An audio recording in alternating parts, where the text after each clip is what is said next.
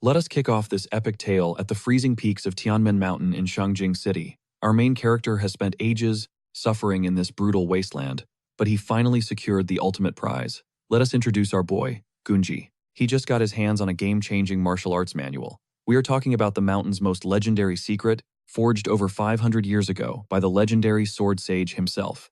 But here is the tragic plot twist for Gunji. He is completely powerless. With a shattered dantian, this god-tier treasure is basically useless garbage to him. Every martial artist is hunting for this manual, so he desperately needs to hide it before getting robbed blind. He literally swallows the relic just as footsteps echo behind him.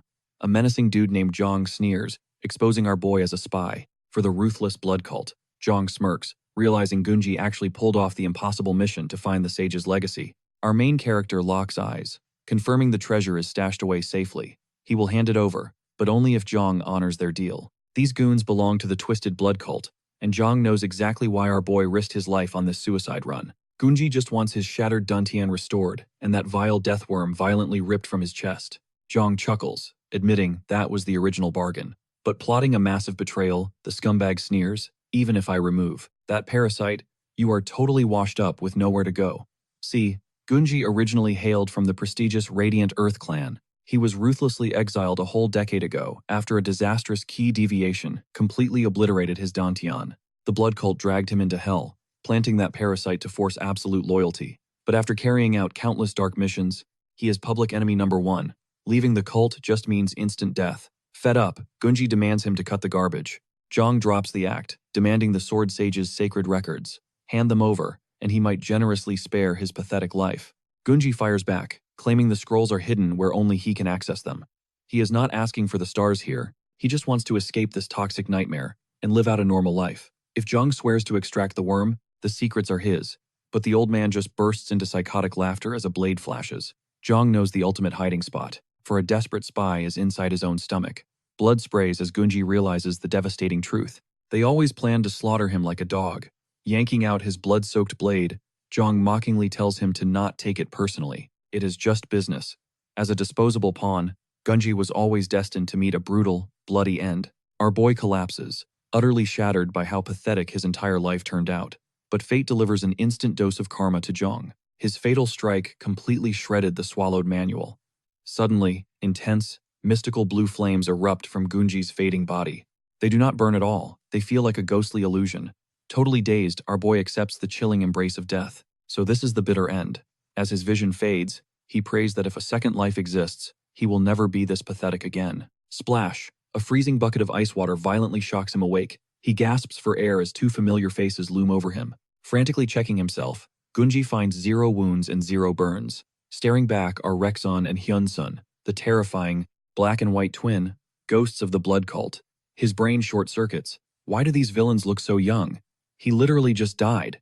These toxic brothers are absolute menaces, with Rexon screaming at him to wake up and stop acting drunk. Our main character shoots up, yelling that the deadly stab wound felt way too realistic to be a nightmare. He desperately demands the date. It is August 9th, the 11th year of the sexagenary cycle. Tears of pure joy stream down his face as the massive realization hits. He just time-traveled 10 whole years into the past. He used to despise these twins, but seeing their ugly mugs feels like a blessing. Wait. Rolling the clock back exactly a decade means today is the exact day an absolute bloodbath wipes out his clan. Cut to the clan's main gates, where a guard spots a shadowy mob just seconds before his head gets violently separated from his shoulders. The demonic blood cult has arrived. Back in the room, the greedy twins demand cash, but Gunji orders them to run for their lives, if they do not want to become corpses. Our boy frantically searches for an antique sword, his mother's final heirloom. In his past life, he lost it when the cult dragged him to hell. Gripping the familiar hilt, his eyes lock onto absolute survival. Suddenly, an ear-piercing death shriek shatters the peace, followed by absolute chaos and desperate screams echoing from the courtyard. Gunji's blood runs cold. The massacre has officially begun. The cult is swarming, and it is time to move. The twins freeze in panic as Gunji glares through the window. Ruthless cult assassins are already tearing through the village, violently kidnapping any promising young fighters. Rexon assumes they are just street thugs, but Gunji drops the harsh reality. No time for a lore dump.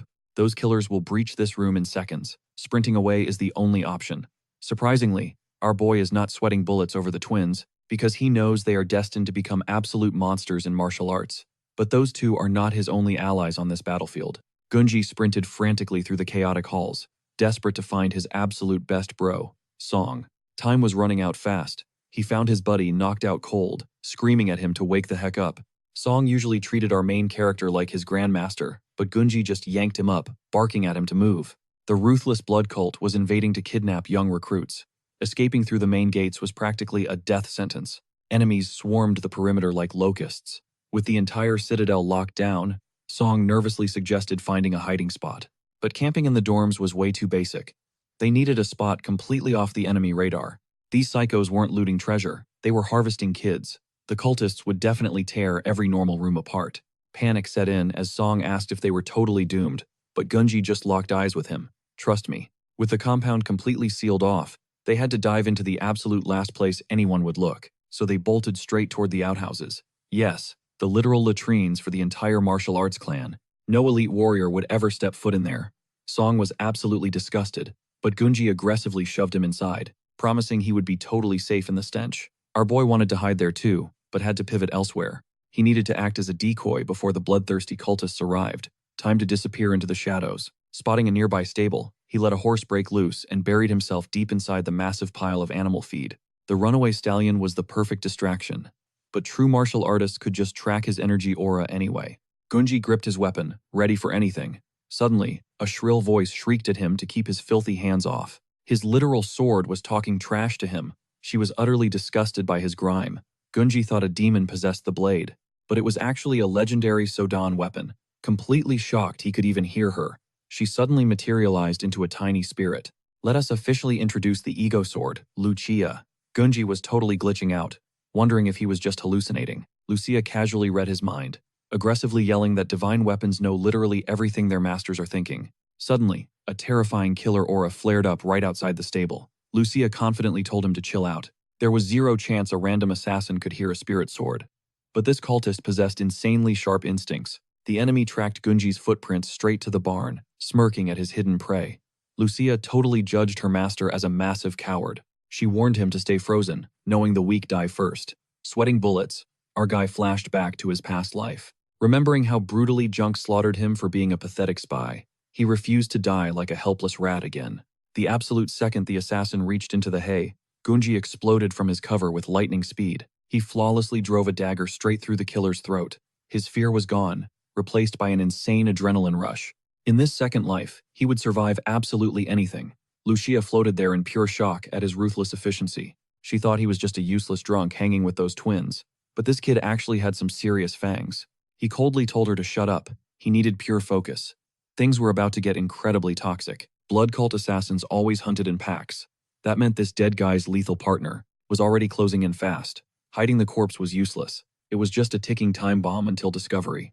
And if they caught him catching a body, they would absolutely butcher him for disrespecting the cult. He frantically tried burying the evidence before backup arrived. Meanwhile, Lucia just kept yapping in his ear. Since he kept ghosting her warnings, she casually mentioned he might want to check his literal blind spot. A terrifying figure was just standing there watching, sarcastically telling Gunji to carry on. He hadn't sensed his aura at all. The absolute worst part? That belt signified a ruthless mid-rank master. Against a beast of that tier, he was basically cooked. Only a literal miracle could save him now. Lucia confidently offered him a massive power-up, but stubbornly, Gunji completely ignored her divine help. The master stepped closer, instantly realizing the boy had zero inner ki. Taking down a trained killer without energy arts, even via an ambush, was actually wild. Impressed, the enemy offered a toxic deal: surrender instantly and survive. But our crazy hero just mocked him to his face, calling the elite master a coward for fearing his dead buddy's fate. Lucia was screaming that he had a literal death wish, but Gunji was faking that absolute zero-fear vibe just to make the master drop his guard. Mind games were his only weapon. The villain erupted into maniacal laughter, praising the kid's slick attitude. Slaying such a genius brat would be a total waste. Still, business was business. He vanished in a blur, swiping a lethal blade at Gunji's throat, but our boy somehow dodged the strike. Having memorized every dirty trick of the blood cult, Gunji unleashes a lethal strike straight for the jugular, but the mid-tier cultist catches him effortlessly, scoffing at his sluggish speed. His combat vision might be sharp, but his physical stats are absolute trash. Gunji instantly drops his blade, catches it mid-air with his offhand, and swings with everything he has left, tearing a vicious arc through the air. But this monster is still on his feet. He somehow perfectly dodged the fatal blow at the final microsecond. He survived, but a fresh, bloody gash now decorates his cheek. Enraged, the cultist counters with a bone-crushing kick, slamming our main character brutally into the dirt. Gunji's vision blurs, suddenly realizing he might have seriously miscalculated his own strength. He is barely breathing after that devastating impact, yet surrender is simply not an option. The cultist goes on high alert, refusing to be tricked twice. Meanwhile, Lucia desperately screams into his mind, completely baffled by Gunji's reckless stubbornness. The enemy silently curses himself for going easy. His original plan was to just rough the kid up and drag him back to headquarters as a slave, but now, he is out for absolute blood. Erupting with explosive aura, the fanatic lunges forward, roaring that he will shred the boy to pieces. Gunji freezes, staring helplessly at this overwhelmingly flawless sword art. Bracing for impact, Gunji realizes this is merely the foundational martial art of the demonic sect. The technique itself is not godly. Our hero is just tragically underleveled right now. Every single opening in the enemy's stance completely vanishes. The cultist barks that this is the ultimate price for playing the hero. Channeling a terrifying surge of dark ki into his blade, he plans to relentlessly bombard the boy until his defense completely shatters. The psycho is even weaving high-level feints into his combo, as if fighting a true master. The pressure is suffocating, pushing Gunji to his absolute breaking point. Suddenly, Lucia's voice cuts through the chaos. Incoming frontal strike. Trusting her completely, Gunji shifts his weight and miraculously parries the deadly art. The shockwave rattles his very bones. Yet, against all odds, he deflects the pure kinetic damage. Smug as ever, the sword spirit flexes her ego, claiming she totally just carried him. Without her perfect shot calling, his head would already be rolling on the floor. Gunji is absolutely stunned that she possesses combat vision. The Phantom Girl just scoffs, bragging that reading trash tier moves is literally child's play. She demands the newbie recognize her greatness and follow her every command from now on. Swallowing his pride, the desperate boy finally begs for her guidance. Sighing dramatically, she decides to cooperate, simply because humans capable of communicating with weapon spirits are practically 1 in a million. However, her godly foresight is completely useless if this kid lacks a solid counter-strategy to actually finish the fight. Gunji quickly calculates that the enemy is now wary of his close-quarters dagger range. Their only win condition is to massively tilt the cultist, forcing a split-second opening in his rage. Meanwhile, the enemy is short-circuiting, trying to understand how a nobody deflected his signature strike. It literally defies logic. Fueled by pure humiliation, he charges back into the fray, vowing to end this embarrassing fight immediately. A storm of terrifying steel rains down, while Lucia rapidly feeds combat data directly into Gunji's brain, perfectly filtering the deadly slashes from the fake-out moves. The mid-tier warrior is internally freaking out as his opponent flawlessly predicts every single motion. To make matters worse, the crimson blood dripping into his left eye is severely ruining his depth perception. Exploiting this tactical advantage, Lucia commands Gunji to slip straight into that exact blind spot, knowing it will shatter the enemy's fragile mental state. Panicking as his target vanishes from sight, the cultist wildly swings his sword arm on pure instinct, but Gunji slips right through the attack radius. With the enemy's guard completely blown wide open, it is the perfect strike window. Yet, this veteran is no joke, throwing a desperate, heavy kick that forces our hero to retreat. The cultist smirks, fully aware that Gunji's arm is already fractured beyond use. He mockingly praises the kid's fighting spirit, declaring that his absolute end has finally arrived. But plot twist, our boy was totally baiting him. The moment the fanatic lunges, Gunji executes a flawless aerial flip, perfectly deflecting the blade.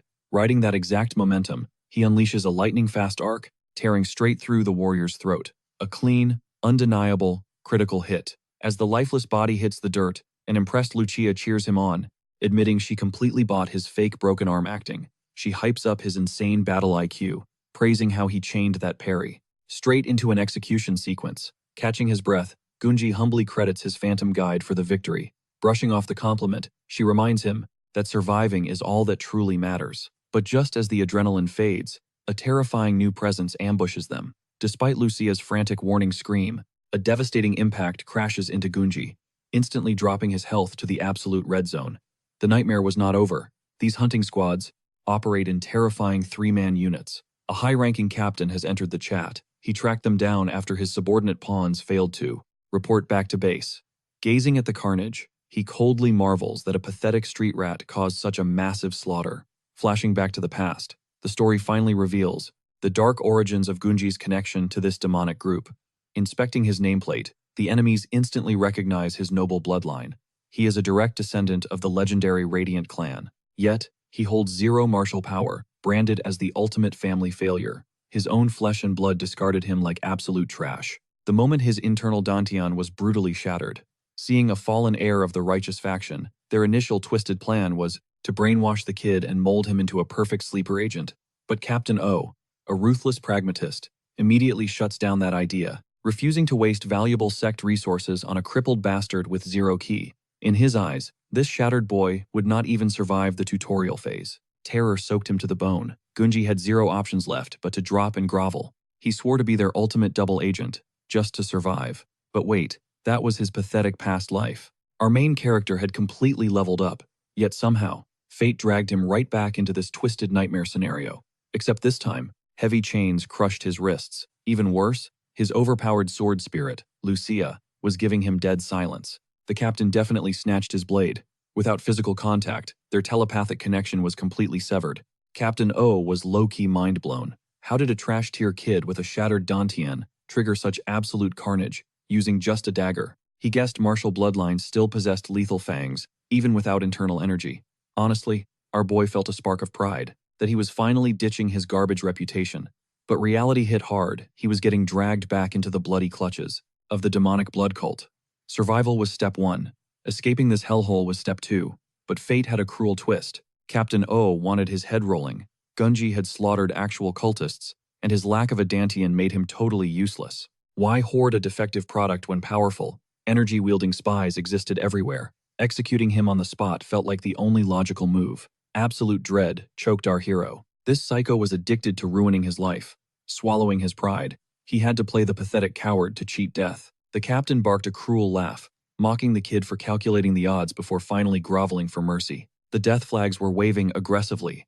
Gunji's execution felt imminent, forcing his brain into extreme overdrive to find a loophole. Speedrunning his second life was not on the agenda. Captain O roared with maniacal laughter, noticing the boy's desperate eyes scanning the battlefield for any miraculous escape route. Barking like a desperate, obedient dog seemed like his only salvation. But suddenly, an anomaly, a hidden soldier gripping a very unique sword. That exact weapon was the signature of a terrifying underworld elite, completely flying under the captain's radar. Instantly, Gunji slammed his knees into the dirt. Praise be to the blood demon, and eternal life to the cult, he roared. The grunts were totally clueless. What was this trash babbling about? 0 blood stars were stationed here, but as Captain O glanced over his shoulder, pure terror paralyzed him. The entire platoon dropped to their knees before an actual blood star. Gunji recalled the demonic hierarchy: 11 supreme executives, 4 legendary elders, and 7 catastrophic blood stars. He had never crossed paths with them, but in his past life, dark whispers claimed these monsters launched undercover inspections to ruthlessly evaluate their lowly subordinates. The chilling rumors were dead on. The disguised powerhouse commanded the boy to look up, genuinely intrigued that a nobody had blown his perfect stealth cover.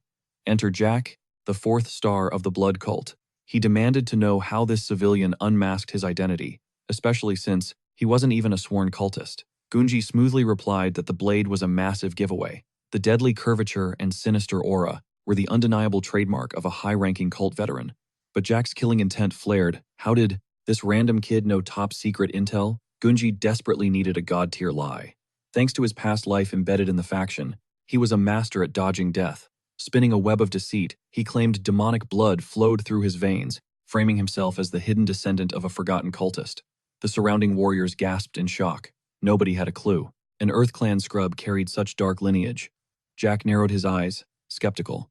So Gunji doubled down, declaring his grandfather fought in the legendary Orthodox War, alongside the infamous Blood Wolf Squad. After surviving a catastrophic injury, the old man became a wandering ghost, hunting for a safe haven. To protect his precious daughter, fate eventually dragged them into the bustling city of Luoyang. Surviving as a fugitive was absolute hell. During their desperate escape, his grandfather caught a lethal illness. Gunji's mother was forced into brutal labor at the Radiant clan, just to afford life-saving medicine. That tragedy led her straight to his father, and finally, our protagonist entered the world. Jack's interest peaked at the mention of the savage Blood Wolf Squad. He coldly ordered the kid to keep talking.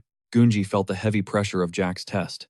He smoothly lied that his grandfather had subjected him to hellish, bone-breaking training since childhood. The crazy old man always bragged about leading the wolf squad. Fueled by that demonic pride, Gunji forged his combat skills. Jack nodded slowly, buying the brilliant excuse. It perfectly explained how a weakling without internal energy could effortlessly butcher trained blood warriors. Captain O lost his mind. "This is pure garbage," he screamed, begging the star not to fall for these wild fairy tales. But Jack's aura turned violently dark. "Who permitted you to breathe in my presence?" One more interruption, and he would violently demonstrate the power gap between a mere captain and a star. Sweating bullets. O slammed his head into the dirt, begging for mercy. Gunji watched in absolute awe at the crushing, godlike authority of a bloodstar. Jack shifted his piercing gaze back to the boy, questioning why he hid his noble demonic roots from the captain. Faking a violent shiver, Gunji whimpered that pure, unadulterated terror silenced him. After slaughtering two of their own, he expected an instant execution. Internally, our protagonist smirked. His acting skills were flawlessly manipulating this monster. Jack spotted the flaws in his story instantly. Suddenly, he stood up and burst into a maniacal laugh. The kid's logic was flawless. If Gunji's grandpa was truly a blood warrior, that made them all brothers in arms. He wanted the boy to join their cult and inherit his grandfather's bloody legacy. Naturally, Gunji played along and agreed. Survival meant saying yes to everything. He had regressed to the past, yet here he was, willingly walking back into the cult. Such irony. The kid kept bowing low, aggressively kissing up to him. Jack officially welcomed him to the blood cult, but before leaving, he offered to grant Gunji one single wish. Our main character was completely baffled by this. To avoid raising any red flags, he simply asked them to return his short sword, his late mother's precious keepsake. Jack grabbed the blade, inspecting it closely. Old, but top-tier quality. Suddenly, he snapped it in half as punishment for slaughtering two blood warriors. He warned the kid to be careful. Next time, hurling the broken blade right at Gunji and burying it into the floor. A terrifying display of a star's raw power. His killing intent was absolutely suffocating. Jack clearly still suspected him, but regardless, getting the sword back was a huge relief. Meanwhile, Lucia was screaming her lungs out over being snapped in half. Apparently, getting snapped in two felt like a terrible haircut to her.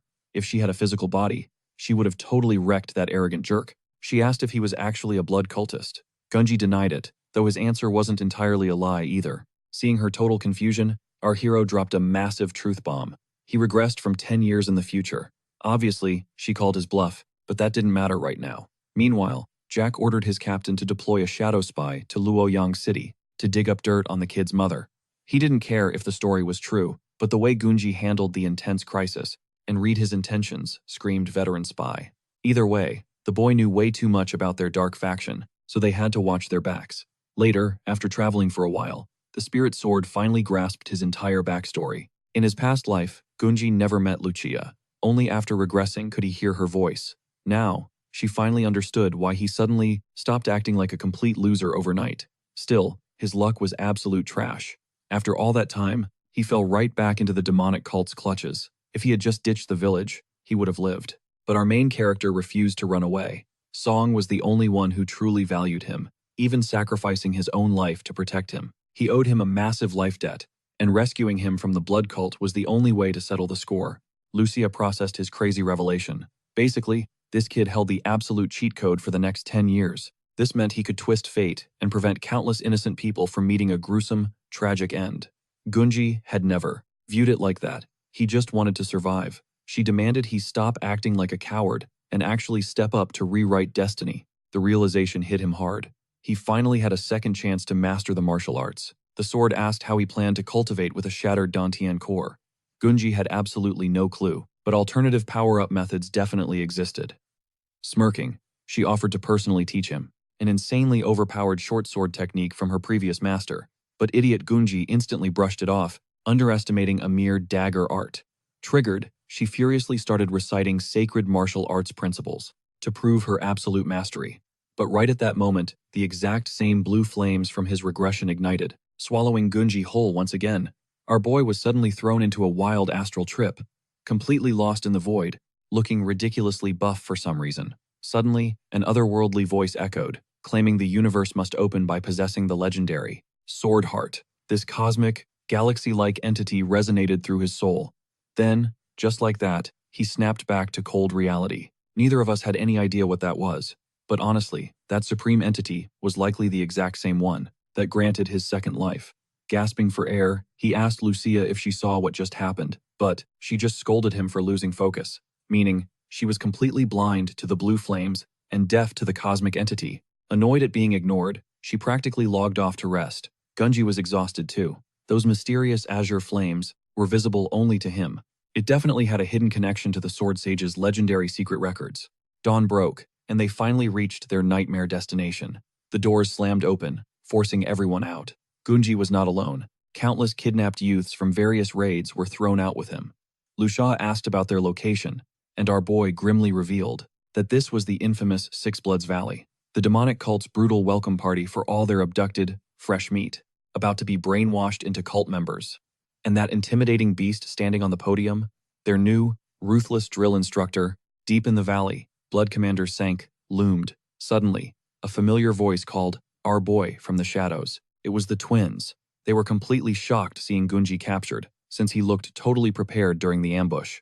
Our guy honestly thought they escaped. Baxon was just relieved finding a familiar face in this absolute hellhole. However, Baxon asked why he wasn't tied up. Gunji sighed, saying it was a massive story. Suddenly, Captain O screamed for their absolute attention. Pointing at a distant podium, O counted to 5, ordering everyone to sprint for their lives. The crowd was completely clueless. Gunji warned the twins, if they wanted to survive, mirror his every single move. Our boy instantly dashed forward, while the panicking twins begged for an explanation. But lurking in the shadows behind them, a blood assassin materialized, ruthlessly slaughtering anyone lagging behind. Whoever failed to reach the temple would be violently erased from existence, leaving the terrified twins no choice but to sprint with everything they had. The trio flawlessly reached the podium together. Still confused, the twins kept mimicking the main character's flawless posture. Commander Sank's eyes widened in pure shock, never having witnessed mere rookies adopt the cult's stance so perfectly. The pink-haired girl realized the rumors about the legendary descendant must be totally true. This kid boldly claimed to share the bloodline of an ancient, overpowered blood warrior. Lucia assumed he mastered this since childhood, but he actually memorized it while kidnapped. Plus, playing the obedient puppet was his only survival ticket. Sank roared that everyone present was chosen. The great demon's absolute will had dragged them to the glorious blood cult. Most rookies had zero clue why they were dragged into this hellish domain. Some desperately screamed they were kidnapped against their will. This definitely wasn't destiny. Gunji felt awful for that screaming guy, knowing he was about to become a brutal, bloody example. Inside the ruthless blood cult, the weak could be slaughtered at any given second. Forcing absolute loyalty through pure terror was insanely effective. Anyone who kept yapping would meet the exact same gruesome fate as that dead guy. The terrifying baptism ceremony finally kicked off, and the very first victim was the kid standing right in front, our main character. Sank smirked, asking if he knew what lurked inside the box. It held disgusting, writhing bloodworms, essentially a lethal, toxic parasite that burrows deep into a warrior's chest to guarantee absolute loyalty. You must swallow a life-saving antidote every 24 hours, or the parasite violently devours you from the inside. Sank praised him, amazed that Gunji spoke exactly like a fiercely loyal cult descendant. The twins were totally flabbergasted. Was their friend actually a legendary descendant? They suspected he might be an undercover spy. Lucia whispered that it wasn't a total lie, but Gunji aggressively shushed her. The situation was getting insanely tense and complicated. Sank ordered him forward to devour a squirming worm. This was the ultimate test to prove his dark heritage and unwavering loyalty. Gunji knew stepping up first or last didn't matter. Dodging this nightmare was impossible. Survival meant swallowing that vile, squishy parasite whole. He bowed, thanking them for the absolute honor of going first. Watching from the shadows, the captain glared, realizing the commander was totally favoring this fake descendant. But behind the scenes, that absolute bastard, had secretly rigged our boy's worm with something sinister. Gunji gulped it down and politely thanked him. Satisfied, the commander ordered the rest to follow suit. But as Gunji stepped down, agonizing poison violently surged through his veins, heavily infesting his entire body. Something was terribly wrong. Lucas's chest aggressively convulsed. It felt like raging hellfire was actively melting him from the inside out. Panic set in. The parasite was perfectly placed, yet the agonizing pain was absolutely off the charts and unbearable. Spotting the smirking captain in the distance, Gunji instantly realized that Absolute Psycho was the mastermind behind his torturous agony. Swaggered over, maliciously mocking the boy for utterly failing the sacred ritual. If he were a true bloodline heir, this would be a total walk in the park. Gunji had zero clue what toxic trash infected that worm. The commander questioned if everything was fine, and lied, claiming the kid was just struggling because he accidentally chewed the parasite. but our main character did everything flawlessly. He knew the exact protocol for swallowing that demonic bug. Smirking, the sadistic captain offered to cure the boy's agony using a special, brutal technique. Our hero smelled pure cap. His survival instincts screamed danger. This total scumbag was clearly winding up for a devastating strike, prompting Gunji to desperately yell stop, claiming the pain vanished. But the psycho captain charged forward, refusing to break his deadly assault, and Gunji knew that incoming blow would totally shatter his bones. Pushed to the absolute edge, our boy deployed his ultimate, desperate trump card and literally ripped a massive, toxic fart directly into the captain's shocked face. The horrific stench successfully neutralized the fatal strike. Moments later, Lucia was absolutely dying of laughter. She praised his genius tactical brain, but in stark reality, Gunji's explosive gas leak was a complete, mortifying accident.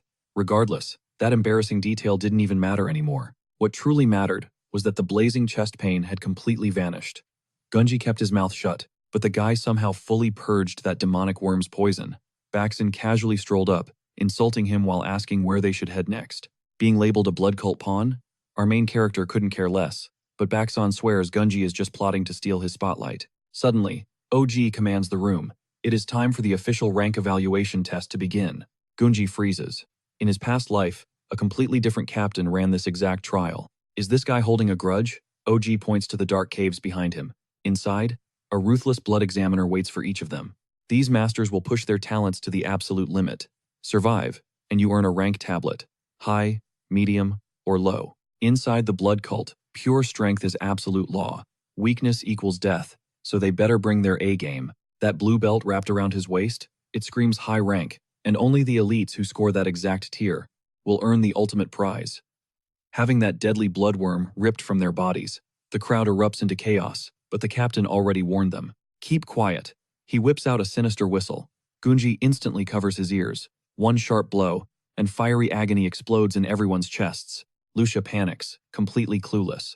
Gunji explains the dark truth. That frequency triggers the death worm to shred your insides. Fortunately, Gunji doesn't feel a single thing. That parasite is already dead inside him. The captain smirks, declaring, maybe 2 or 3 will actually hit an acceptable rank. The rest, condemned to host that parasite for their miserable lives. With zero mercy, he commands the agonizing recruits to get back on their feet. The captain assumes Gunji just blocked his ears perfectly, but in reality, muffling the sound shouldn't stop that chest-crushing pain. If only Gunji possessed a working dantian, he could scan his own core. He knows running away with a live worm is pure suicide. Baxon's martial arts are seriously top tier, meaning he'll climb the ranks in no time. He plans to escape this hellhole and crush these bastards. Baxon arrogantly shoots his hand up. He begs the captain for the honor of taking the trial first. Earning a quick nod, the fool eagerly charges forward. But he is dangerously naive. Bam! OG delivers the exact same crushing blow he gave Gunji on night 1. He granted permission to be first, not the permission to actually step forward. This rookie still has zero clue how to read between the lines.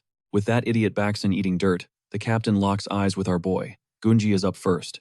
He sneers, expecting a descendant to breeze through this. Gunji keeps his cool. He promises to handle it without breaking a sweat. Plunging into the pitch-black cave, the trial begins. The timeline has officially shifted. Being first is a massive wildcard for our main character. Lucia is stressing hard. Gunji doesn't even have a dantian. How did he survive this before? Simple. He barely scraped by with a low rank. Stepping out of the shadows, the fearsome evaluator appears. Gunji instantly drops into a combat stance. He knows this face perfectly.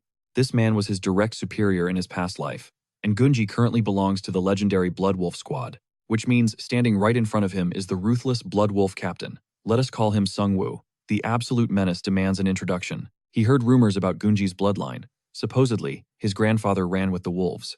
The puzzle pieces snapped together. OG totally set him up to die, tossing him straight into this specific monster's den.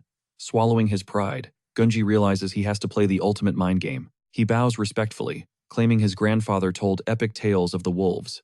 But Sungwoo is not buying that cheap flattery. He barks back that no such legend ever existed in their ranks. The lies are crumbling. It is time to rip off Gunji's mask. Sungwoo violently hoists our boy up by the throat. Pure jealousy fuels his rage. If Gunji's grandfather was the alpha, that makes Sungwoo's own father a pathetic runner-up. He plans to shatter that legacy right here, by crushing the so-called legend's grandson. Lucia screams in panic as Gunji chokes, but our main character refuses to drop his hidden trump card just yet. Whoosh! The captain unleashes a devastating left hook that hits like a freight train. Clang! Gunji's insane reflexes kick in, barely blocking with his short sword. His bones rattle. He has never faced such raw, monstrous power. The steel groans, ready to shatter into a million pieces.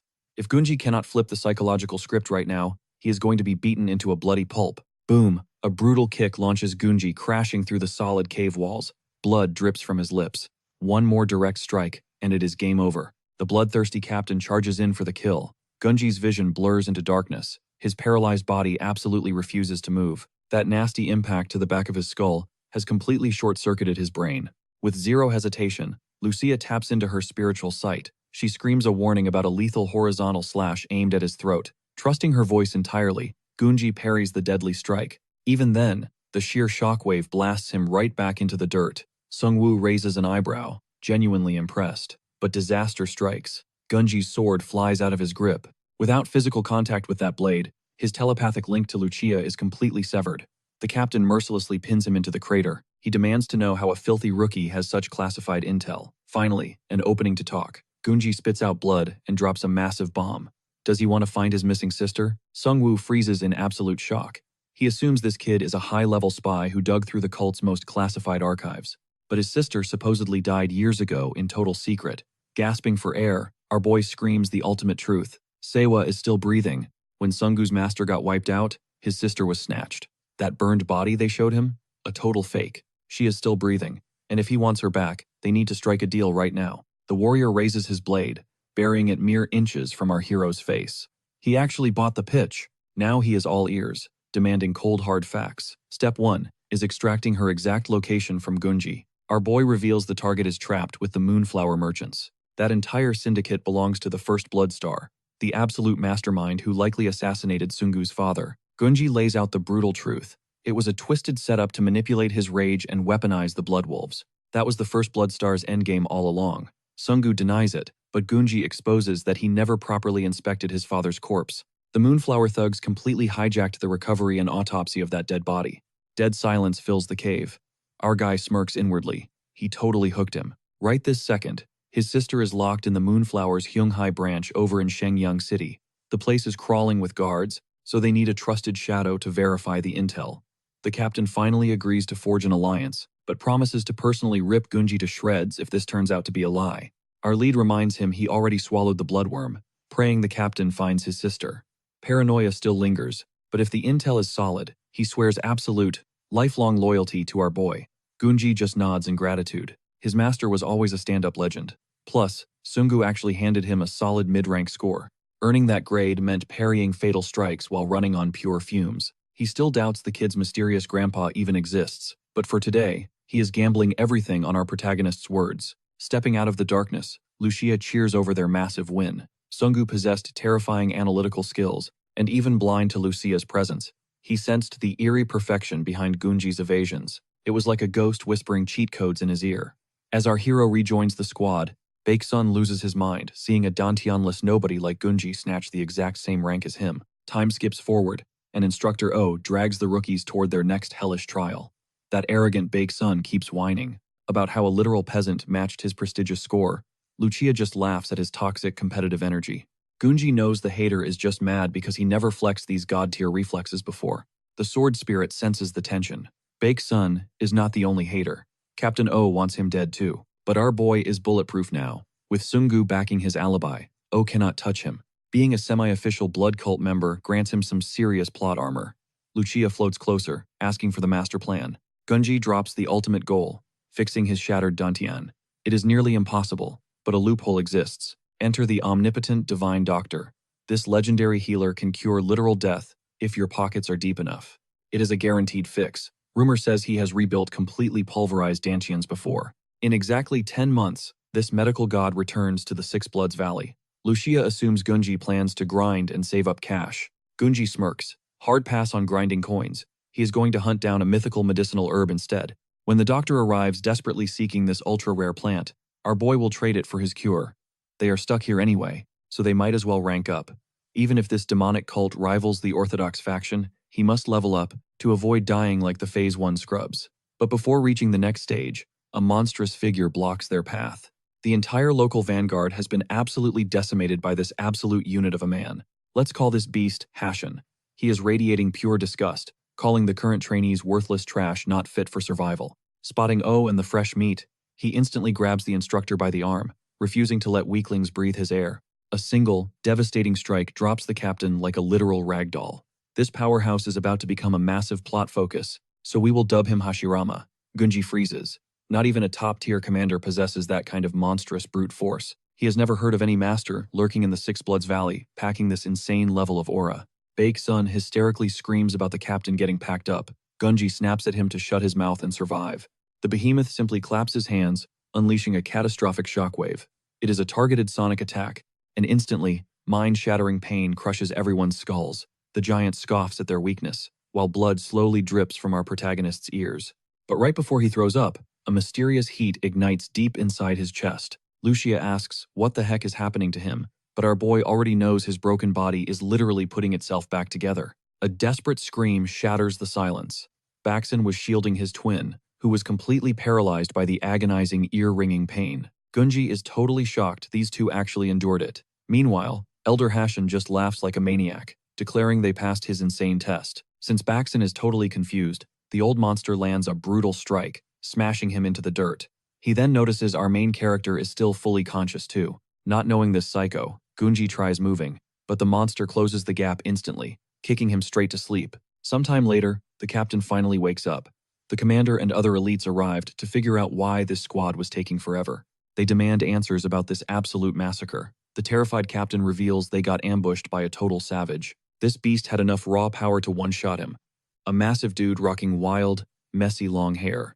Hearing about the tiger skin outfit, the commander instantly realizes who they are dealing with. It is an elder of the evil sky, one of the legendary Four Venerables. He has been lurking around this territory lately. The guy is a total loose cannon, but highly respected because his sheer strength is out of this world. Back to Hashin. He watches as our boy snaps awake and immediately starts searching for his short sword. He is genuinely stunned that a kid with zero inner energy woke up first out of the three survivors. This training arc is going to be epic. Later on, the commander and captain are seen trekking straight toward the Elder's lair. They know that losing those mid-tier cadets would be an absolute disaster for their faction. Gunji's power level is a mystery, but those twins are top-tier prodigies. Commander Zank is terrified of what this psycho might do to them. He knew the old man wandered down sometimes, but never expected him to mess with fresh recruits. Reaching the peak, they prepare for the worst. Zank drops to his knees immediately, respectfully introducing himself as the commander leading the Six Bloods Valley cadets. The hot-headed captain tries to push forward, but his boss harshly orders him to hold up. Suddenly, a lethal projectile shoots toward Zank. He barely blocks it, realizing it was just a tiny seed. The elder praises his reflexes, commending his guts for trespassing here. He guesses they came to retrieve the boys, and Zank nervously explains he just wants to train them as loyal warriors for the cult. The old beast smirks, admitting these twins are not total trash and actually possess some terrifying potential. He plans to teach them some lethal tricks while they are his captives. He aggressively warns the officers to back off entirely. Zank is completely mind-blown. These supreme elders never take disciples, especially the madman Hashin, who has literally never trained a single soul. Even though the crazy old man claims he is just using them as stress relief toys because his isolation was boring him to death. The captain knows that inheriting martial arts from a venerable is an absolute game-changer. Hating our main character, he tries to ruin his chances. He loudly snitches to the elder that Gunji's energy core is completely shattered. The commander frantically yells at him to shut up. But as the idiot keeps talking, Hashin unleashes a devastating sonic strike, sending the captain flying through the air like a rag doll. The elder could not care less about their opinions once his mind is made up. He threatens them to never show their faces again, claiming this is his final polite warning. Zank gets the terrifying message loud and clear. He retreats immediately, accepting that those top-tier students are practically dead to the cult now. It was honestly a shame losing the Broken Core kid too. He would have been the perfect stealth spy to infiltrate the Murim Alliance. Gunji stares at Hashin, his mind racing. The only thing he knows for sure is that in his past life, this exact monster was the one who trained the twins. But dragging him along makes zero sense. Suddenly, the massive dude stands up. He orders Gunji to have a feast ready in exactly 4 hours, daring him to even think about escaping. Because if he runs and gets caught, Hashin promises a fate worse than hell. Realizing he is trapped, our boy decides to play along, while secretly plotting his great escape. The massive problem? Gunji has zero martial arts skills, making hunting deadly beasts practically impossible. The crazy old man violently smashes the broken sword piece onto Gunji's head. He claims that pathetic weapon is enough to secure a kill, flexing that he does not even need a blade. Lucia felt that brutal hit too, totally disgusted that such obnoxious bullies exist. Inside this demonic cult, Hashin then stomps over to the unconscious twins, brutally punching them just to speed up their wake-up process. He is already sick of waiting around for them. Grabbing both guys by the collar, he prepares to blast off. But before launching into the sky, the beast locks eyes with our boy, demanding premium meat.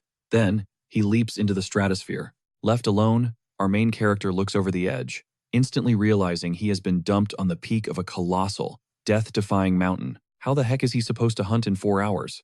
Just climbing down this monstrous cliff would literally take him all day. Plus, finding actual wildlife in this barren wasteland seems impossible. Suddenly, Lucia screams at him to look over there. A gargantuan beast was waiting. Hauling the twins, this absolute monster literally bounded across the mountain peaks. Escaping him? Basically impossible. Our boy knew he had to level up. Without awakening his skills, he'd be trapped as a slave forever. He attempted the climb, but being a total rookie, he plummeted. Thank heavens he miraculously snagged onto some random bushes. This second life was proving way more brutal than his past one, but Lucia reminded him to look at the bright side. Hey, at least gravity sped up his descent, though he still had a massive cliff face left to conquer. 4 grueling hours later, Haitian tracked him down. Our guy looked ready to perish, completely numb and unable to even feel his freezing hands. A few days vanished. Deep in the woods, our main character finally snatched a wild rabbit. His stats were definitely skyrocketing. 2 whole months of this brutal grinding had paid off. Scaling down that deadly cliff barely even took Gunji any time anymore. He totally tried running away, but the giant instantly crushed him with a ruthless beatdown. Suddenly, Haitian's intimidating shadow loomed from behind. The beast was starving, demanding to see today's hunt. Trembling, Gunji presented the meager rabbits he had desperately managed to capture. Seeing the pathetic loot, the giant's fury ignited. Just 2 measly rabbits to feed 4 hungry mouths? So, punishment time. Our boy endured another absolute thrashing. After the brutal smackdown, they were mercilessly left hanging from the trees. He was getting completely sick of this torturous loop, but honestly, there had to be a hidden motive behind these savage beatings. For 2 months, it was pure survival mode. Haitian dished out painful strikes if he brought food, and absolute hell if he failed. Lucia cheered for his new pain tolerance. The very first time, he totally freaked out and literally puked his guts out. Suddenly, Bakeson stormed over, aggressively roasting our boy for failing the food quest. Thanks to him, the whole squad caught a beating. Gunji fired back that they were destined for a beatdown either way. Bakeson then revealed the terrifying old man was actually hunting him, which was super sketchy, considering they still had 2 agonizing hours left on their punishment timer. Haitian appeared, barking at our boy to strip off those literal rags. As Gunji complied, the master closely scanned his physical stats. 2 months of hellish grinding, and the kid was barely leveled up. Starting tomorrow, hunting duty officially shifted over to Bakeson's shoulders. When that guy dared to complain, Haitian unleashed a devastating kick, launching him straight through the freaking ceiling. Now heading out, he demanded the rabbits be roasted perfectly. Grabbing our boy, he instantly launched into the sky with a massive leap. They touched down in a flash, and the absolute madman violently chucked Gunji straight into a freezing river. He was totally irritated that the kid still lacked the light footwork skill. Gasping for air, our hero screamed, demanding answers for this madness. Haitian casually dropped a bomb. They were heading to meet Gunji's true master. That unexpected river dive was literally just his mandatory bath. So, a short trek later, the duo ventured deep into an ominously dark, labyrinth-like cave system. Lucia was hyping up the mystery mentor, maybe a gorgeous female master, but Gunji instantly shattered those waifu expectations. Anyone running with Haitian had to be an absolute weirdo. They finally reached the core, and there sat Gunji's legendary new master. Our hero quickly dropped to his knees out of respect, but zooming in, plot twist. This Grandmaster was literally a decaying corpse. The dude had been dead for centuries. Utterly shocked, our boy nervously asked if this was some kind of sick prank, but Haitian's icy glare proved he wasn't joking. Those agonizing months of hellish grinding had forged an unbreakable, rock-solid core. He gained explosive leg power, pulsing with intense, unmatched stamina. Plus, absorbing all those devastating blows maxed out his physical durability and forged an absolutely unbreakable iron will. Even dangling from a tree, he passively leveled up his core energy. That sheer physical torture was the foundation for true martial arts. But Gunji snapped back, reminding him his dantian was shattered. Unfazed, Haitian smirked, already knowing that crucial detail, and dropped a question. What if there was a secret technique to command ki without a dantian? Our underdog could actually awaken as a legendary martial artist. The ultimate key was mastering the concept of pure essence. It is a profound enlightenment achieved only by truly grasping the martial path. This vital force fueled every single battle technique, universally recognized by masters as the absolute energy core. Ordinary warriors channel their aura directly through that core, but our guy was totally locked out, cursed with a destroyed Dantian. Therefore, he absolutely had to awaken his innate energy core. This wasn't learned. It was a divine spark gifted strictly at birth. It wasn't a stat you could just grind and stack. Yet, to survive, he needed to output double the firepower of a regular core. That is exactly why they came here. This tomb held ancient scrolls revealing the forbidden secrets of dominating that innate ki. Lucia was absolutely hyped that her boy was getting a power-up. But honestly, Gunji's face looked completely terrified. Here is the fatal catch. Innate ki is literally your raw life force. Igniting that power meant permanently burning away your own lifespan. True masters only unleashed it if they accepted a kamikaze death. When our boy tried dodging the terrifying truth, Hachian aggressively choked him out. He will have to violently force the knowledge down his throat. If Gunji fails this, all that brutal training goes up in smoke. The kid faces two grim choices: perish right here, or master this internal key, and slowly wither away. Lucia begs him to accept, but our boy absolutely refuses to play into Hachian's twisted game. If those are the options, he would rather drop dead. Igniting that innate energy means trading his lifespan for power. He dropped to his knees, faking immense gratitude for this priceless lesson. His entire life, everyone trashed him for having absolutely zero martial arts talent. And while the massive brute seemed to buy the emotional act, Hachian knows exactly what is up. He knows this innate ki will fry the kid's life force, so he grabbed him by the collar again. Crushing a talentless weakling means nothing to him. And Gunji? He is completely unfazed by the threat of death. He is sick of being everyone's puppet. Plus, he claims the bloodworm is still active inside him. Hachian just cracks up and drops the kid, mocking him by making it crystal clear that these cheap lies will not save his skin. The giant had already scanned the boy's internal key network and realized Gunji completely obliterated the parasite from the inside out. Honestly, Hachian does not even care about chaining him to the blood cult. He has bigger fish to fry. Reality hits Gunji like a freight train. This monster spared him, fully knowing the parasite was dead. What on earth does this powerhouse want from him? It has to trace back to this fallen master's legacy. Hachian finally drops his ultimate offer. As payment for his absolute obedience, the giant will keep his mouth shut about the destroyed bloodworm. But the price is steep. Gunji has to crush the twin brothers. After devouring the martial arts hidden in this cave, Gunji demands to know why he is being set up for this fight, but the giant is done answering questions. The deal is set, and the very first step is awakening that innate energy core. Once it is ignited, Hachian expects a visit. Just like that, he vanishes into the shadows, leaving Lucia and Gunji alone to decipher a dead man's legacy. It sounds completely insane, but that skeleton unlocked the absolute peak of innate energy. As Hachian walks away, he knows he left behind a game-changing secret. Warriors would slaughter entire clans for this skeleton's manual. And as Gunji analyzes the ancient text, his jaw hits the floor. This absolute legend actually cracked the code to weaponizing innate energy. Without burning away your life force, this changes everything.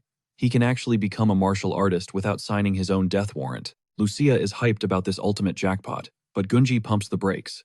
There could still be devastating side effects. He scans the text again, but the manual is totally fragmented. And the worst part? The most crucial missing piece is the exact method to stabilize the volatile KI core. He screams in frustration, but Lucia suddenly spots a massive detail. The rusted blade gripped by the skeleton radiates a bizarre aura. She tells him to try communicating with the weapon. The second his fingers brush the hilt, an ancient spirit materializes, absolutely ecstatic to feel human warmth again. Gunji jumps back in pure shock as the spirit fully manifests. Meet the legendary Southern Heaven Iron Sword, but we will just call him Adam. Hearing that mythical title, Gunji realizes this skeleton is the legendary Southern Swordsman, a beast known for completely destroying top-tier warriors. Rumor has it, he possessed the God-given talent to rank among the absolute strongest. If he had not vanished so young, he would have definitely ruled the Central Plains as a supreme master. So, how did an absolute monster like him end up rotting in some no-name mountain cave, out in the middle of nowhere? Did that maniac Hachian do this? But Adam scoffs at the idea, radiating pure mystery. He proudly declares that Savage Brute could never even touch his master, which totally proves how overwhelmingly powerful the Southern Swordsman truly was. Hachian could not even leave a scratch on him. But that raises a terrifying question. Who exactly took down this legendary titan? Adam, however, refuses to spill the tea so easily. but he definitely heard Gunji raging about the incomplete innate key manual carved into the cavern floor, and he smugly offers to fill in the blanks. Lucia questions if this spirit is actually legit, but Adam knows Gunji desperately needs this power to crush Heichun's twisted disciples. It is purely about warrior pride. He refuses to watch someone wielding his master's legacy get completely humiliated in battle. Plus, he desperately wants his lord's supreme techniques to dominate the next generation. But supreme power is never free. It is time to negotiate. Adam demands that Gunji step up as his brand new master. A legendary blade without a warrior is completely useless. He needs a new host to forge his bloody path forward. Lucia smacks the back of his head. Act normal, she hisses, making sure nobody suspects these floating swords are actually sentient. Rubbing his head, our main character finally gives in. He steps up, officially claiming his destiny as the brand new master of the Southern Sword. His first demand? Teach me how to cultivate. Adam breaks it down, explaining that low-tier energy training and awakening an innate energy core are entirely different beasts. True innate power burns right in the center of the chest. The old master called this the middle core, a completely foreign concept dropping on Jinju's ears. But our protagonist is sharp. If there is a lower and middle core, he guesses, there has to be an upper one, right? Adam nods, impressed by his quick wits. That elusive upper core rests inside the mind. Legends say unlocking it grants absolute enlightenment and supreme mental focus. But let us not get ahead of ourselves. The current mission is igniting that middle core. Step 1. Visualize the raw energy pooling in his chest. If closing his eyes does not work, he needs to force it out. He must drag that dormant aura into reality, using all 5 senses. Life force surges the hardest when death breathes down your neck. It is that explosive survival instinct that makes dying warriors shatter their physical limits. Flashbacks hit Ginju like a truck. Every brutal scrape he survived in this hellhole, that adrenaline rush was actually his middle core, desperately trying to awaken. Catching on to this, Adam pushes him deeper. Channel that exact terror, the sword commands. Use that absolute desperation to manifest your aura. Our hero dives into his darkest memories. Every single savage beating, every crushing humiliation he endured even before becoming a prisoner, floods his mind. Remembering those bloody clashes against the demonic cult triggers something deep inside. Suddenly, a blinding azure flame erupts within his consciousness. This pulsing mass of aura feels incredibly familiar. It is the exact same violent heat he experienced when he swallowed that cursed parasite. Adam is absolutely mind-blown. Even the legendary previous master took ages to barely scrape the surface of this innate central power. Now, he demands Ginju to lock onto that sensation. He needs to pinpoint that blazing origin in his chest, currently just the size of a fingernail. If he masters the breathing technique, he can fan that tiny spark into an absolute roaring inferno of spiritual essence. But wait, the core Adam senses inside the boy is monstrously huge. Defying all logic, he tells Jinju to strike that towering pillar of inner energy. The spectral blades hype him up. Still, our boy hesitates, spiraling into self-doubt, terrified he lacks the raw talent to grasp this divine martial art. Pushing the fear aside, he grounds his stance. With a mighty roar, he unleashes a devastating phantom punch that completely shatters the colossal pillar. The sentient swords are left utterly speechless. Adam realizes a terrifying truth. His former master was a beast, but this kid's latent aura is leagues beyond him. Packing this much monstrous chi, he could easily condense 10 entire years of brutal training into a fraction of the time. You cannot just meditate to gain this power. A warrior must literally dance with the Grim Reaper through countless blood-soaked battles to forge such energy. And that is exactly our boy's secret weapon. Years surviving as a shadow spy, constantly dangling over the abyss of death, unknowingly stockpiled a bottomless ocean of innate aura. This is the ultimate weapon fate forced him to forge. As night cloaks the sect, the scene abruptly cuts back to the menacing Heichon. The terrifying superior just caught our main character, allegedly trying to make a run for it. Sweating, Jinju denies everything, claiming he does not even know footwork techniques. Not buying it, Heichon changes the subject. He coldly interrogates the boy, demanding to know if he finally managed to awaken his central chi. Standing in the suffocating tension of the master's private quarters, Heichon scoffs. He simply refuses to believe this kid is actually completely talentless. While Heichon admits mastering it in 24 hours is insane, Lucia whispers in Jinju's mind. "Why are you hiding your epic power-up?" she demands. Our protagonist is no fool. In this cutthroat Muram world, surviving means capping your displayed power at 60%. Showing your full hand gets you killed. However, a seasoned predator like Heichon is not going to fall for such a basic smokescreen. The master drops a brutal ultimatum. Lose the upcoming deathmatch against Baek Su, and Ginju gets handed straight to the psychotic Captain O, who keeps hunting for him. A massive headache pulses in our hero's temples. If that lunatic captain discovers Jinju never had the control parasite, he is doomed to remain a cannon fodder grunt forever. Ginju fires back, reminding Heichon of their previous deal. But the master smirks. That promise only holds up if our boy fights like an absolute demon, instead of playing pathetic mind games and hiding his true aura. Narrowing his eyes, the boy mutters, "I already know the nightmare waiting for me if I lose. But what is the grand prize when I crush him?" A dark grin spreads across Heichon's face, genuinely thrilled by the kid's massive ego. Since the master has not picked a reward, he offers a blank check, win, and he grants any single wish. To seal the deal, he carelessly tosses some heavy scrolls onto the floor, ordering the boy to engrave these techniques into his very soul. Glancing down, Ginju realizes the first manual is the deadly chakram art, forged for a warrior of light. Our protagonist instantly clicks the puzzle pieces together. These are the exact combat styles he will face when fighting the Twisted Twins. Now, Heichon has zero clue about the forbidden breathing techniques inherited from the Skeleton Master. However, the manuals he just provided contain a perfectly balanced chi circulation method. Mastering this foundation will let Jinju absorb aggressive, offensive arts like a sponge. It is the exact same brutal curriculum the twins endured. This way, our boy cannot cry about the fight being rigged. Lucia chimes in, realizing the scary master is actually leveling the playing field for a fair slaughter. But the second manual? That is the legendary sword technique of the Luminous Star, a god-tier manual that originally belonged to the dead Skeleton Master. Heichon instantly notices the boy's eyes lighting up with barely contained hype. Shocked, our hero demands to know how this guy got his hands on the Southern Lord's ultimate secret art. Heichon just shrugs coldly, offering a chilling reply. Someone just handed it to me, but when they show it to the sword spirit Adam, he drops a massive bombshell.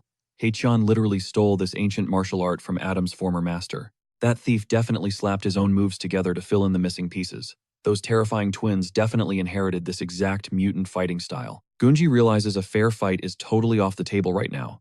His rivals have practically weaponized a completely upgraded version of that stolen art. Adam reveals that back in the day, Heichon and his legendary master clashed countless times, always ending in an absolute blood-soaked stalemate. Their brutal rivalry was hopelessly gridlocked, and with his master resting in the grave, figuring out whose ultimate technique reigned supreme seemed completely impossible. Our main character figures he has to grind through this massive disadvantage, but the ancient sword spirit simply smirks and tells him to chill out. That heavily guarded secret Heichon stole? It is literally outdated garbage. Once his previous master realized the sacred combat manual was gone forever, he immediately started cooking up something way deadlier in the shadows. Every single strike was specifically engineered to absolutely obliterate the original stolen skills. Even the combat flow was perfected into a lethal dance, so our boy immediately starts grinding this completely overpowered counter technique. The legendary swordsman forged an unstoppable new path fueled by pure vengeance. Getting robbed was honestly an absolute blessing in disguise. Lucia suddenly drops a massive reality check. What exactly happens when Heichon recognizes Gunji wielding this insanely upgraded counter technique? That psycho will definitely torture him. Flexing such an overpowered combat art is a massive death wish. Our hero is trapped in a brutal catch-22. If he somehow tanks this match, he gets demoted to absolute trash-tier cannon fodder. But winning means brutal interrogations. He decides to tunnel vision on mastering the blade first, leaving the whole crazy Heichon survival plan for later. After bleeding through hours of intense shadowboxing, our guy was finally ready to absolutely dominate the arena with his newly awakened arsenal. Meanwhile, that absolute boomer Elder O was hunting for trouble again. He dragged along a massive meathead, specifically brought in to completely replace our hero. As Gunji finally steps back into the blood cult headquarters, O immediately commands this giant brute to permanently erase our main character from existence. Right before the epic showdown with the twin menaces, Gunji suddenly has a brutal deathmatch to survive. Moments later, the hostile squad ambushes our boy in the courtyard. The protagonist casually greets them with a dangerously calm smile, completely unbothered by the towering juggernaut standing before him. Elder O scans the kid's internal aura, smugly assuming his power level has not grown whatsoever. The corrupt elder demands Gunji hand over all his dangerous missions to this Goliath. Flexing his superior rank and overwhelmingly massive combat stats, he insists this titan is way more useful. The cult also aggressively hunted down Gunji's missing grandfather, but turned up with absolutely zero clues. So he orders the protagonist to join the desperate search party immediately. But Gunji coldly states his grandfather is a master at vanishing without a trace, perfectly erasing his own bloodline tracks to stay alive. Plus, the fierce old man would absolutely lose his mind if some random giant stole his spot. Elder O instantly drops the friendly act. He prepares to dish out a lethal punishment for this blatant disrespect. The furious elder barks at his hulking attack dog to strike. The giant is actually somewhat chill, but strictly bound by cult orders. He warns our boy it is nothing personal before attacking. Yet, Gunji effortlessly sidesteps the strike like a ghost. The villains freeze in pure shock. Dodging heavy strikes secretly requires refined internal ki. Our main character mentally analyzes the sloppy attack, recognizing a basic martial blood technique. This oversized opponent is definitely a high-level warrior. Yet to our awakened hero, he moves in slow motion. Suddenly, a terrifying aura erupts from the shadows. Haechan arrives, furiously demanding to know who dares touch his personal disciple. He viciously grabs the giant and literally crushes his skull like a grape, then snatches. Oh, he aggressively reminds the elder about his previous blood-soaked warning. Everyone watching is completely paralyzed by this unfathomable, monstrous gap in raw power. Lurking behind the carnage, the sinister twins emerge. They grin wildly, hoping Gunji has leveled up his martial arts. The protagonist silently reads their terrifying aura, realizing they have evolved. He mentally calculates if he can actually execute them both. Meanwhile, Elder O eats another devastating strike. Haechan gives zero thought to cult politics or what anyone thinks of his disciple. The madman already drew a line, and O crossed it. Gunji calmly confesses that during the previous kidnapping attempt, he mercilessly slaughtered 2 blood cult enforcers. Haechan just laughs it off, coldly stating those guards were clearly pathetic trash anyway. In his twisted philosophy, the weak are destined to perish. He orders the mess cleaned up, visibly thrilled that his savage apprentice is attracting so many deadly enemies. Basically, he is a fearless wild dog that bites without hesitation. He totally expects Gunji to devour this golden opportunity. Bending his knees, the dude launched himself straight off the massive cliff. Lucia immediately demands to know why he lacks that flawless movement. Adam claps back, claiming once he actually masters his teacher's technique, insane speed will just be a basic perk. Whatever. He dives down at breakneck speed anyway, absolutely refusing to be outshined by those annoying Baekson twins. Finally touching down, Captain O figures it is time to trash this guy, but Gunji was already stalking him from the shadows. The dude tells him to unleash all his pent-up rage on this target. However, the raw truth was entirely different. Our boy was locking in for a real brawl. Master Haechan sent them down to fight each other, not to brutally cripple some knocked-out nobody. Catching the twins slacking, O unleashed a devastating kick, violently slamming him straight into a massive tree trunk. The guy was wide awake now, realizing this mission just completely derailed. Still, he absolutely refused to let this bloody chance slip away. He aimed to permanently wipe Gunji off the map. This arrogant fool actually assumed our boy lacked martial arts mastery. Charging head-on, the enemy screamed that some skillless rookie could never land a single hit on him. But relying on raw, innate energy, our boy perfectly deflected the lethal strike, leaving his opponent utterly exposed. He slashed his blade viciously across the captain's chest. Blood sprayed from the gaping wound. Adam instantly hyped him up, calling it an absolutely goated first strike. But the deathmatch was not over, as O staggered back to his feet. This guy was a high-tier threat. Knowing this, our boy blitzed forward with blinding, breakneck speed. O barely dodged the lethal flurry. He was completely mind-blown. How could a kid with zero Dantian flex such god-tier martial arts? He needed to crush this anomaly before he evolved any further. O launched a desperate frontal assault, landing a bone-rattling kick that sent the main character skidding backward. The impact was absolutely brutal, yet it dealt zero internal damage. Gunji finally tasted the crushing pressure of a truly advanced warrior, a massive power gap compared to mid-tier trash. Plus, with the captain actively bleeding out, Gunji was guaranteed to win this battle of attrition. Suddenly, the twin ambushed from the shadows, praising our boy for surviving this long. But O flawlessly dodged, smashing a fist into his face. Yet, Baekson instantly countered with a brutal kick, proving he leveled up massively compared to surviving that savage old man's deadly punches. Those weak hits meant nothing. Time to clap back and avenge the total humiliation from the selection exams. Yet O reacted perfectly, spitting blood. He charged up a lethal key strike, but right before impact, Gunji ruthlessly kicked Baekson from behind, forcing him to dodge. Using the annoying twin as a literal meat shield, our boy closed the gap and struck. In a flash, his blade found its mark. Amazingly, the captain stayed awake, smirking that he finally caught him and could shatter his arm. But right before that disaster, the kid gripped his short sword and unleashed another flurry. Somehow, O tanked the damage like an absolute boss. He still lacked the firepower to erase an advanced warrior. But he had backup. Before the captain could power up, Baekson crashed the party. He kicked the short dagger deeper, instantly flatlining the bleeding captain. That idiot Baekson genuinely thought Gunji owed him big time. Our boy literally could not care less. They both knew exactly what was at stake in their upcoming deathmatch. Seeing Baekson act so cocky, Gunji proposed a savage bet. The ultimate loser becomes the winner's permanent servant. The big guy instantly accepted, ditching the messy cleanup and hiking back up. When the brainless twin returned, Hachion demanded to know why the hell he was alone. He asked who actually secured the captain's kill, hyped to hear his dense student deliver the final blow. But our main character moved totally differently, strolling in and declaring he handled the bloody cleanup alone. He refused to flex or seek cheap praise, while Bakeson got brutally slammed into a wall for making lame excuses. Before leaving, our boy already locked in his ultimate reward request. He only wanted Master Hachion to pass down that legendary footwork technique. The master swore that, if he completely wrecks the twin in their duel, he will personally train him. Bowing in gratitude, the master announced the bloody showdown was happening in exactly 3 months. He ordered Gunji to grind hard, polishing his current skills to perfection. The southern heavenly martial arts were eagerly waiting for him. With that, the main character dipped. After an intense grinding session, Adam asked how wielding those new techniques felt. While they definitely kept him alive against the captain, that very first heavy blow connected way too easily. He definitely suffered massive internal damage when the master crushed his skull earlier. Adam claimed that specific technique. That was just one of the 8 foundational stances. If he had unleashed its full potential, that captain would have been obliterated in a single strike. Lucia brushes it off. Good riddance to that annoying captain. Now, they can finally lock in and focus purely on their hardcore training. With only 3 months left on the clock, the pressure is on. Judging by today's explosive clash, Bakeson is an absolute monster. Mastering the absolute basics comes first. Only then can he unlock the high-tier arts. Lucia points out to Adam that our boy is literally absorbing everything. He is even copying techniques from the bitter rival of the Southern Master. She wonders if the old man will flip his lid over this disrespect. But honestly, even if his former master felt completely betrayed, Gunji has evolved.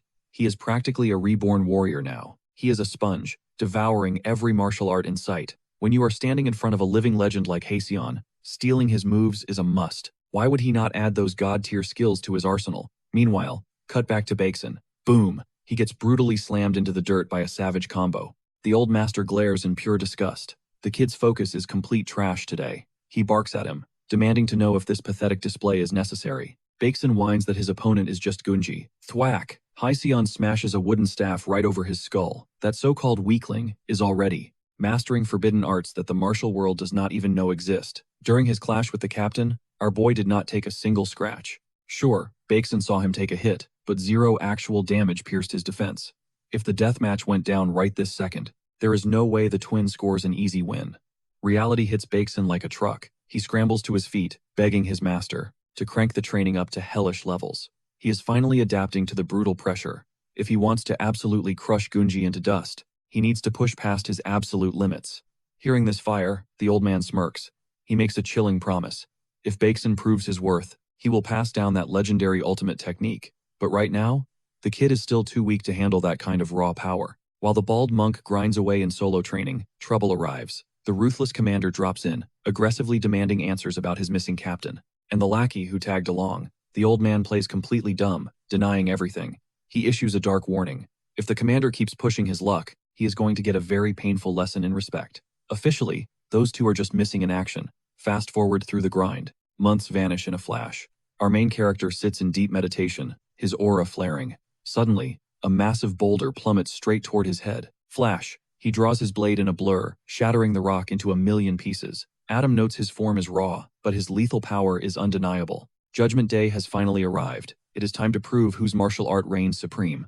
As they march toward the battleground, Gunji asks Adam for a brutal stat check. The sword spirit does not sugarcoat it. He is still miles away from his peak. He is barely rocking half the power of his old rookie master. But honestly, the kid's level-up speed is completely insane, especially considering he has only survived 3 intense training sessions. Gunji humbly gives Adam all the credit. Lucia immediately pouts, demanding her praise, and our boy hits her with a warm thank you too. She instantly switches to serious mode. This is a clash of heaven-defying techniques. He absolutely cannot afford to hold anything back. Adam chimes in, telling her to chill out. This is not a life-or-death war. It is just a high-stakes sparring match. Plus, let us be real. The 3 absolute arts our boy just learned are dangerously close to perfection. Once he fully unlocks their potential, he is going to break the whole power scaling system. He just needs absolute faith in his blade. Gunji smiles, absorbing their hyping words. He swears he will not let them down. At the arena, Hachion is already looming like a final boss. He smirks at the protagonist's early arrival. He dares to ask if the kid is ready. to be absolutely humiliated by his supreme arts. Gunji's eyes lock in with ice-cold confidence. The victor is not decided until the final strike lands. Stepping from the shadows, the twins make their entrance. Their aura is suffocatingly heavy. Bakeson's physique has mutated into a pure tank. You can practically smell the bone-breaking training he endured to achieve that monstrous build. His brother also got a massive glow-up, especially rocking that edgy new hairstyle. Haseon lays down the savage ground rules. Surrender is not an option. It is a brutal slugfest until one warrior completely collapses. In this arena, life and death are completely irrelevant. Our main character coldly asks who is stepping up first. Bakeson stomps forward, shaking the ground, roaring that he will be the one to crush him. But wait, this absolute unit is rocking a pair of heavy cement gauntlets. He taunts Gunji, telling him not to wet his pants. Since our boy is wielding a lethal blade, it is only fair he brings some hardcore hardware to even the playing field. Gunji spins his sword with a smooth flourish, totally accepting the terms. He instantly realizes Bakeson is gearing up to unleash the devastating Black Iron Fist. Boom! The deathmatch kicks off with zero hesitation. Gunji's mind races. He needs to maximize his weapon's deadly reach to dominate the spacing. They explode toward each other like two colliding meteors. In a flash, our protagonist triggers the first stance of the legendary Luminous Star art. Clang! Bakeson violently blocks the razor-sharp strike. From the sidelines, the old master watches like a hawk. His eyes widen as he recognizes the iconic Luminous Star sword style. He realizes the kid has been grinding this art in secret, but sheer technique will not be enough to break Bakeson's armor. Suddenly, our hero gets caught in the twins' terrifying grip. A merciless barrage of concrete fists rains down, but our boy holds his ground like a mountain. He slips past a lethal right hook and counters with a bone-shattering kick, sending the giant skidding backward and breaking the lock. But the onslaught does not stop. The relentless shockwaves force our swordsman into a defensive retreat. He is pushed dangerously close to the edge. It is absolutely mind-blowing how a warrior with zero dantian can dodge with such god-tier agility. And Gunji? He is just getting started. He noticed the guy was hyped on some combat enhancer. The dude claimed he was just following the old man's strict orders, and our boy had already anticipated this exact scenario. Bakeson is destined to become an absolute powerhouse. That geezer's brutal mental and physical conditioning seriously paid off, so from now on, he is going all out. He unleashed a flawless combo of rapid-fire strikes using the ultimate Southern technique. Bakeson is completely clueless about what just hit him, and obviously, the old man sensed the massive power gap between them.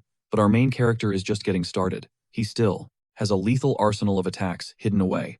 Bakeson is still rebooting from that heavy strike. It completely blindsided him. However, the sheer destructive force is mind-blowing. He might actually rival the master. He cannot fathom someone reaching this god-tier level masterless. Gunji assumes the guy threw in the towel. But plot twist, the twin pushes through the pain.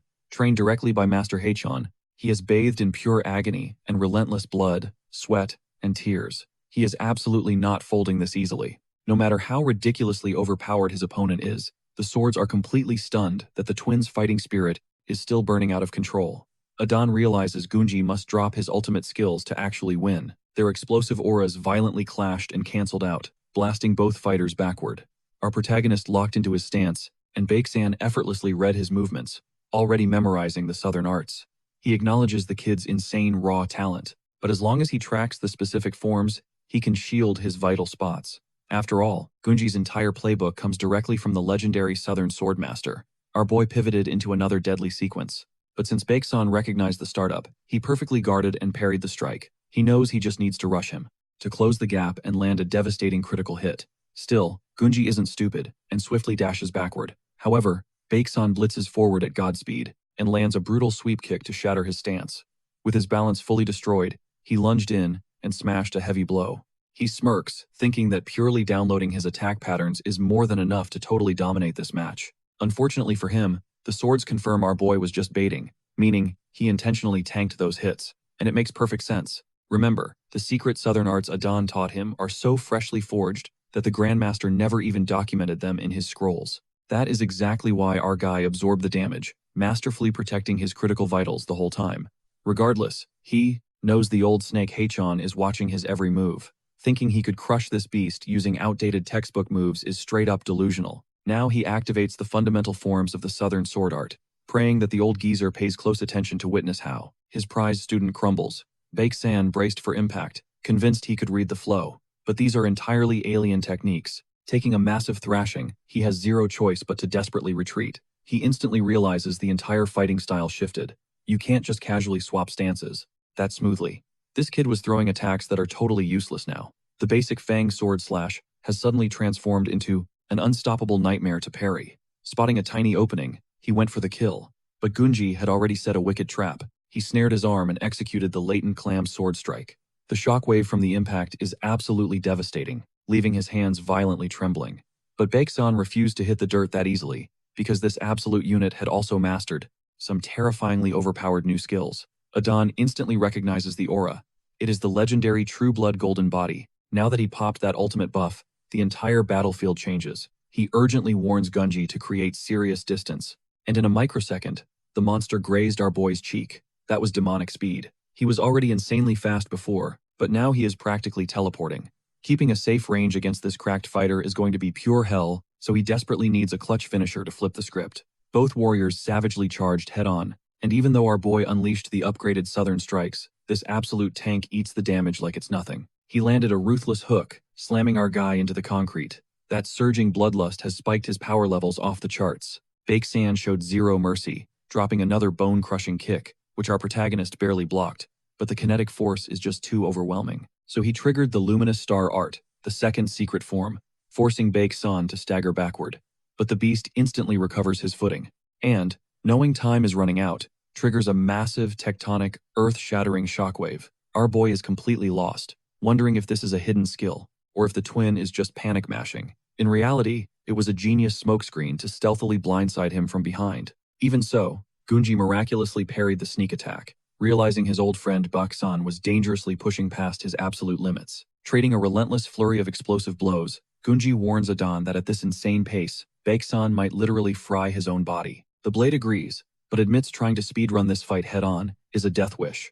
He had already witnessed this nightmare form on the Grandmaster. Seeing that immense power in a rookie's fragile body, he realizes the kid is literally ticking toward his doom. Dragging this out means certain death. Our main character feels absolutely terrible. He throws his most devastating combos, but this dude tanks hits like a total boss. Stalling the fight guarantees victory, but it also seals Baeksan's tragic fate forever. He needs a quick knockout to save this guy's life. Suddenly, the enemy completely corners our boy, winding up to deliver a totally bone-crushing strike. Gunji perfectly parries the attack. Instantly, their clashing auras erupt into a massive shockwave. The sheer pressure is suffocating. Baeksan's body is literally crumbling under the strain, while Gunji hasn't even scratched the surface of his true potential. The twin's overwhelming aura flickers out, and his beastly transformation rapidly starts fading. Before he completely bites the dust, the old master blitzes in, violently blasting them apart. The twin collapses hard, while Gunji gracefully regains his footing. He rescued his disciple from that suicidal technique. But since neither side met the winning conditions, this epic showdown officially ends in a dead tie. Alright guys, that wraps up today's crazy journey. I really hope you enjoyed this hyped first part of the story. If you loved it, smash that like button. We need 3,000 likes and 300 comments to drop part 2. Can't wait for more? Check the pinned comment replies for all the reading details. With that said, stay awesome, take care, and peace out.